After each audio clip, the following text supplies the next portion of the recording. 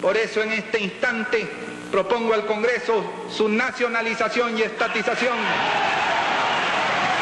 El año 1987, Alan García, en ese entonces como presidente de la República, en su discurso del 28 de julio, intenta estatizar la banca, que significaba que el Estado asumía la administración de las empresas privadas. A raíz de esto, fue que en el país se vivió épocas de conflicto, de inseguridad. La gente no confiaba en las empresas, en los bancos para depositar su dinero, y muchos bancos se vieron afectados a través de este intento de estatizar la banca.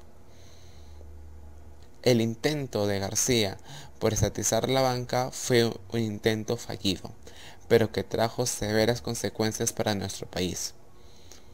Es por ello que nos reunimos con el periodista Rubén Marrufo para que nos cuentes un poco más de lo que fue el Perú de ese entonces. No sé si usted por si acaso se acordará de la época de los 80, en el año 87. En el año 87, cuando Alan García promulga la ley de... No la promulga, hace el anuncio y días después... a ver, yo quiero, ya que tocas un pasaje de la historia, se marca un antes y un después para lo que hoy en día vivimos la economía de mercado, privatización. ¿Por qué?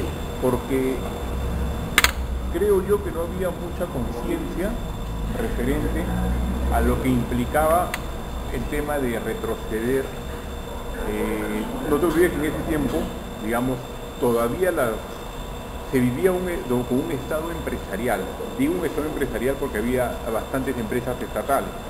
Había transporte público, bancos privados, bancos paraestatales, o sea, mitad de capital privado, mitad de capital estatal. El Estado tenía mucha participación en la economía. Entonces, ¿qué ocurre? A partir de ahí es Vargas Llosa, que en agosto sale a las calles a decir que es un retroceso. Y decimos un retroceso porque habíamos vivido una experiencia en lo que era el tema de privatizaciones, de estatizaciones absolutas en la época de Velasco, con resultados nefastos para la nación. Entonces cuando Vargas Llosa sale en contra de eso, y él hace público eso, empieza a generar una corriente de opinión entre la gente. Digamos, yo pienso que no había en claro lo que significaba economía de mercado, lo que vivimos hoy en día, con empresas privadas, todo. Más lo que ya se generaba era una corriente de rechazo a un pequeño desgaste que ya empezaba a tener pues, el gobierno de Alan García, que hace que la gente salga a las calles. Te digo por qué, porque yo conversaba esto con un amigo, me acuerdo de colegio, yo recién había ingresado al colegio, y él, no, que nos quite el futuro. Yo digo, ¿el futuro de qué? Le digo, si tú no eres empresario, como cuando es dueño del banco, mi viejo no es dueño del banco, o sea, ¿qué nos va a afectar a nosotros? Pero digo, yo creo que era más que nada el desgaste que había contra Alan García, pero a partir de ahí, de a poco se empezó a tener información con referente a las empresas privadas y las empresas estatales. Y eso pequeña semilla que sucedió Vargas Llosa en ese momento, con su movimiento de libertad. Con su movimiento de libertad, generó que cuando después se aplicaron las políticas ya a nombre de como política de Estado, haya tenido aceptación entre la gente. Claro, porque en ese tiempo todavía cuando él anuncia poca información de realmente lo que puede implicar. Por parte del gobierno, por no informar.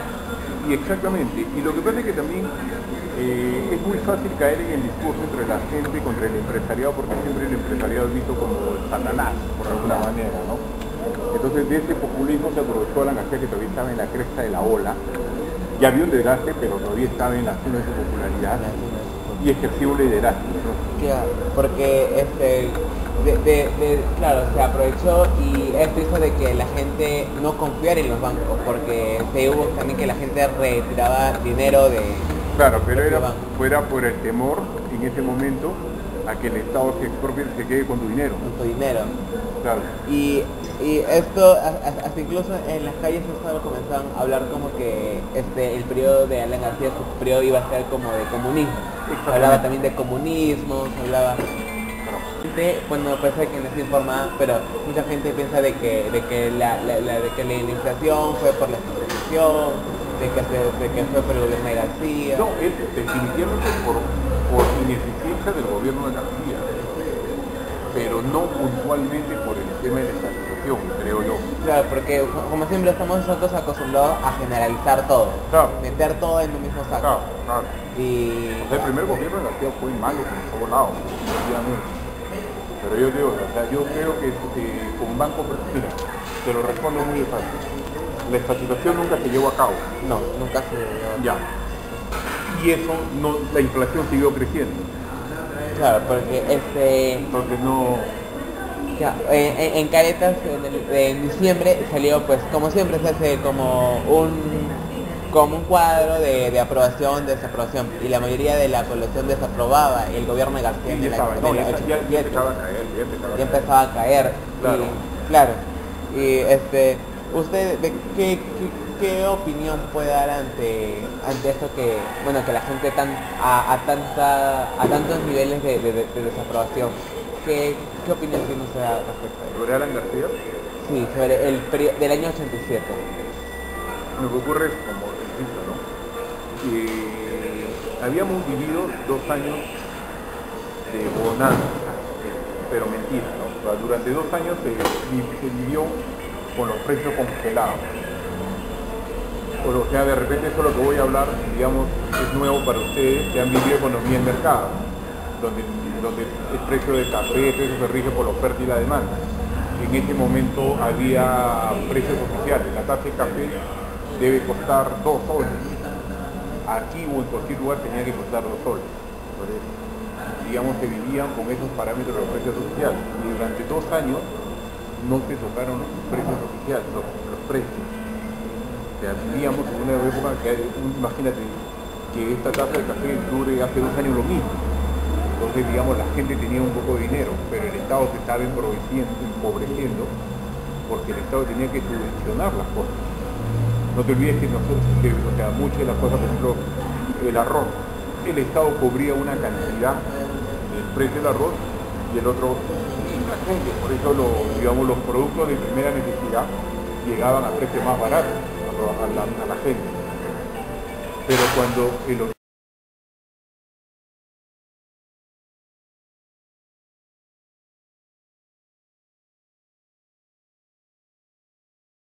todas estas canas que ya les salen canosas, todo eso me lo sacaron el gobierno de la García, ¿no?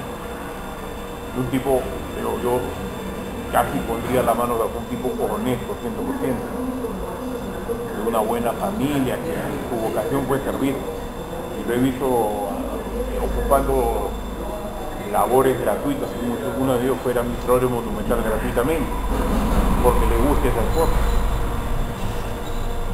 Se había afectado con el gobierno. Claro, imagínate, porque cuando tienes un juicio, ¿quién te paga el abogado? Tú mismo. Y ahí nomás, en ese detalle, ¿quién sale beneficiado? Y yo no creo de que no sea el único afectado, debe haber también otros afectados. Mucho. Muchas empresas Así particulares, como hubo beneficiados, hubo muchos perjudicados. más perjudicados que beneficiados. Yo te diría que en la misma parte, porque el gobierno de Alan García también fue muy corrupto. Y mucha gente se benefició con Alan García. Beneficiado en la corrupción. Claro. Claro. Muchas gracias, señor, No, por la entrevista y voy a pasar a otra oportunidad. Con todo gusto.